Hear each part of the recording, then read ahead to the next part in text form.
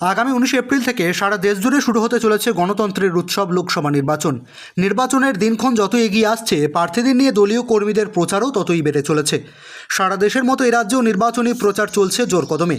আজ বর্ধমান পূর্ব লোকসভা কেন্দ্রের তৃণমূল কংগ্রেস প্রার্থী ডক্টর শর্মিলা সরকার পূর্বস্থলী 1 নম্বর ব্লকের নসরতপুর পঞ্চায়েতের হাটশিমলা রাধাগোবিন্দ মন্দিরে পুজো দিয়ে আজ তার নির্বাচনী প্রচার শুরু করেন।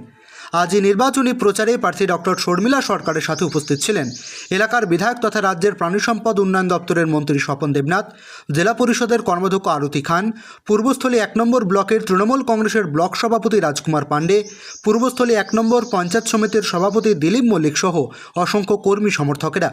প্রথমেই তিনি পুজো সারেন, এরপর হাটশিমলা থেকে নসরতপুর পার্টি অফিস পর্যন্ত রোড শোতে অংশ নেন।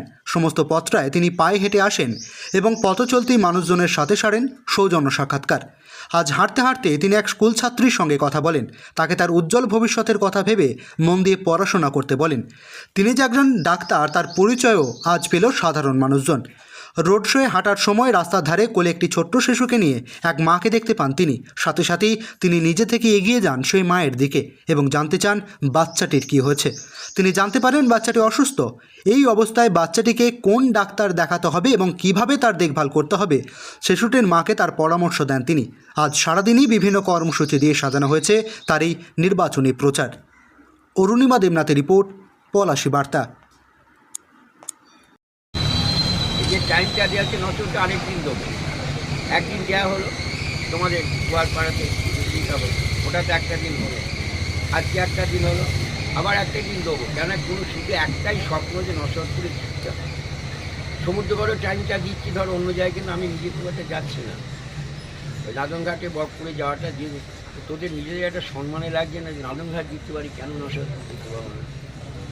এটা একটা নিজেদের শপথ নেওয়া উচিত, তাই নয়? উন্নয়নের ঘাটতিতে একই সম পরিমাণ হয়েছে। সেই জন্যে আপনারা সবাই এখানে যে কাকে নেমন্তন্ন নস্বাদ করে, নাহলে এটা শেষ চান্স, তাই নয় কি? সবাইকে ভাবতে হবে এটা এলাকার উন্নয়নে কখন সারা বছর ধরতে অন্য কোনো গল্প করে লাভ নেই। কাউকে একটা অনুভব করো ব্যাপারটা। আমি কিন্তু বারবার যার জন্য টাইমটা বেশি দিচ্ছি, সমুদ্রগড়ে তো বেশি দিচ্ছি। আমার এই ব্লকের মধ্যে দুটো অঞ্চল হাট, একটা হচ্ছে সমুদ্রগড় নস্বাদ, কিন্তু পঞ্চায়েত সব অঞ্চল যায়। 140টা আসন আছে এই 5টা অঞ্চল পঞ্চায়েত, আর 43টা আসন হচ্ছে দোগাছি আর জাহানো। ওটাও ধরো আমার কেটে না হলো, তখন আমাকে ছেড়ে দিয়ে বলে তখন ওইটা আপনি বলুন, আমি